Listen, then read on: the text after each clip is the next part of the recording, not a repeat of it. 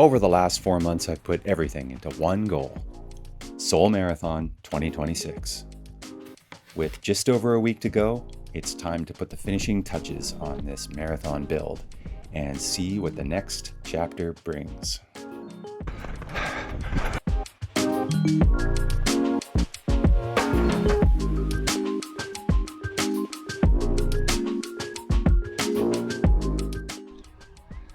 Hi there, I'm Jeff. So if you're new to this channel, my goal is to run a sub 250 marathon at the age of 53, a project I've been calling sub 250 at over 50. So in this video, it's basically documenting my last 2 weeks. So the hay is almost in the barn. I guess coming to this point, I've been thinking a little bit about the goal itself. I don't know, I feel pretty confident, but I'm not like brimming over with confidence. I'll say that I think the goal itself is achievable. I need the right conditions. Everything needs to go well. Maybe I'm also thinking a little bit about numbers and time goals in general, you know? At the end of the day, I feel like the journey is more important than the destination, you know? I feel like I've already accomplished a lot and I've already gained a lot. You know, my fitness has improved. I trained harder for this than I think I've ever trained for a marathon. You know, I think that's the win, actually. And the marathon itself it's a celebration of that. It's my reward for that. It's not like a test of like pass or fail. So I'm looking at it that way. So I hope you guys enjoy watching this last episode, and let's see how the taper goes.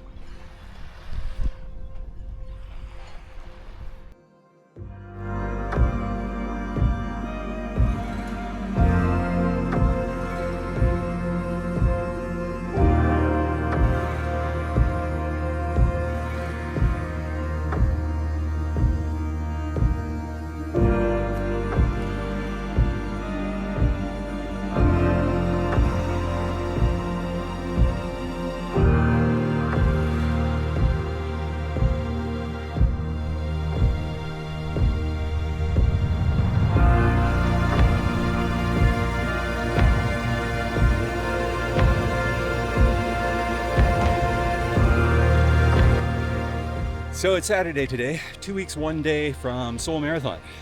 And today is the last long run day. So it's basically about 21K or a half marathon at marathon pace, but it's broken up with float recoveries. So it's gonna be like 6, 5, 4, 3, 2, 1 kilometer intervals with 1 kilometer float recoveries in between each one. So that's challenging. I'm feeling a little bit nervous about it because I know this is gonna be a hard workout. But there's only one way to get this workout completed, and that's to actually do it. So here we go.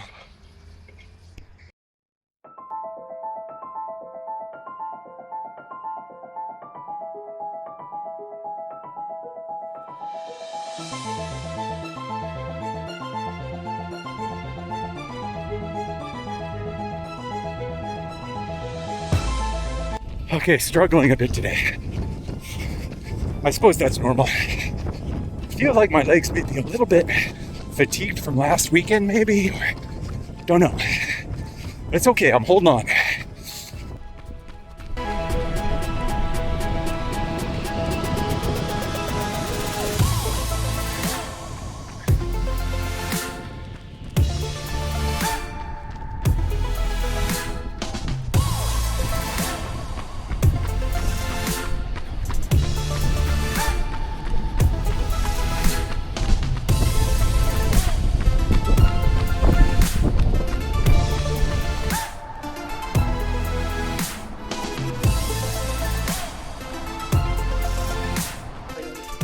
Definitely hard, but you know, I'm finding that even though it's hard and I'm just struggling to hold on, there's still power in there. There's still a little bit of something I can pull out.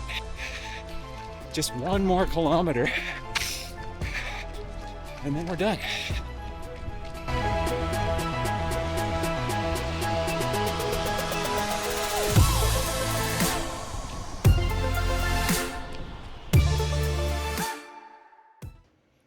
So overall, I'm really happy with how that run went. It was really not an easy run, but I managed to hit the paces. I messed up my watch on the second lap. Somehow I hit my lap button, so that was only 2.5 kilometers. I ended up doing the last part of the run was just optional, so I think it all works out. It was nice to finish this one strong. I finished with a 6:10 for the final 1 kilometer. So it's really great to get this run completed and move on to the next one.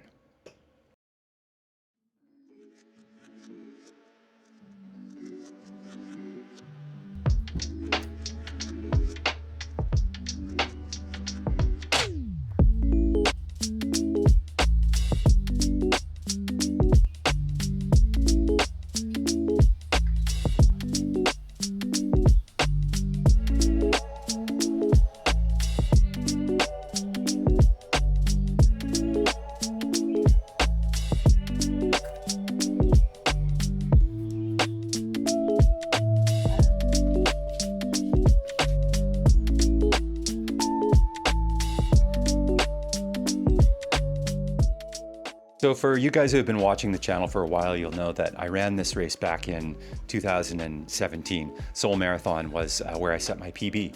And so this time around, I'm hoping to go under 250. It'd be nice to get a PB along the way. So I thought it'd be interesting to go back at the training that I put in 9 years ago and compare to the training now. So as you can see, the overall mileage this time around is mostly higher. It is like near the end where I got injured there. Clearly there was a dip. Overall, mileage can only tell us part of the story. You know, there's a lot more to consider than just mileage alone. Average per week back in 2017 was 70 miles per week. This time around it was 78.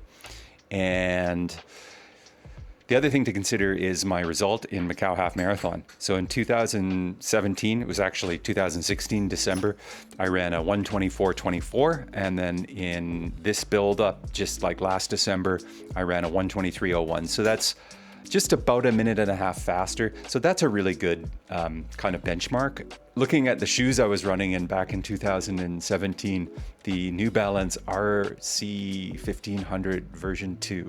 I can't believe I ran in those. Like, compared to shoes today, it's just like there's no comparison. So I guess I have an advantage now. Looking back at my race analysis from 9 years ago, I ran a pretty smart race. You know, I had even splits throughout the whole race. It looks like, you know, every 5 kilometer split is pretty consistent, and I ran a slight negative split. I made a note that I went through at 125.5, so I finished pretty strong. The last couple of miles are a little slower, but there are a few hills near the end of the course. The course is basically the same. I think this year it won't end in the stadium, so there might be some small differences, but I'm assuming it's going to be pretty much the same course. So I don't know if I can really draw conclusions from any of that. I just thought it would be interesting to compare. This time around, I have more experience, so maybe that'll account for something. So some of you guys might be wondering which shoes I'm going to wear for Seoul Marathon. So it's come down to two. We've got the Adidas Adios Pro 4, solid, stable, reliable, smooth. I ran Hong Kong Marathon in these. Really like them. Excellent shoe. They look cool. And then we've got the Ning Elite 6. Fantastic shoe. Lively, poppy, aggressive. This shoe has a kind of a capsule technology in it, so it gives you a little bit of bounce. It's a little bit unstable, but a lot of fun to run in. So do you go with like the Chinese brand that is kind of new, at least new to me, or do you go with the solid, you know, Adidas big name Western brand? You know, this one's more expensive. This one is probably won world major marathons. At the end of the day, you got to go with the one that feels right to you. For me, it's going to be the Ning, because if you ask me, you know, to go for a run tomorrow and I'm going to have to go for a hard, fast run, which shoe am I going to reach for? You know, I think I would just reach for this one, because this is the shoe that I've had the most fun in, and this is the shoe that's generally felt the best to me. So I've got 75 miles in them. Neither of these shoes are like, you know, just out of the box fresh, but I think it's fine. You know, I don't think shoes are gonna lose their, you know, their energy return that quickly. So these are gonna be the shoes on the day. The only thing I'm concerned about is the grip. If it's a wet day, if the road is wet, the grip, this Continental rubber on the Adidas might be better than this. So I might take these along just in case it rains. I'm not sure. These might be fine actually.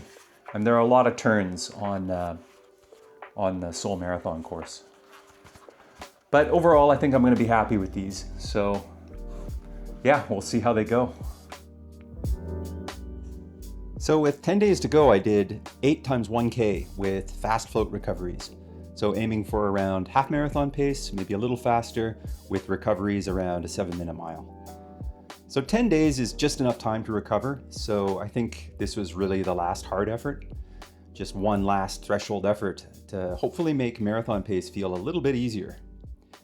Then with 7 days to go, I did one more shorter workout. That was 2 times 2K and then followed with 2 times 1K. And this was a bit faster, maybe closer to 10K pace.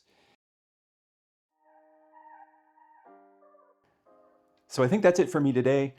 Thanks everyone for watching the video, and thanks for watching the video series if you've been following along. It's been a lot of fun making these videos. Let me know in the comments if you think I can break 250 or if you have another prediction. Good luck to everyone else who's running in Seoul. I think there are a few of you out there who've reached out to let me know you're running. So yeah, best of luck to you guys too. Hopefully I see you there.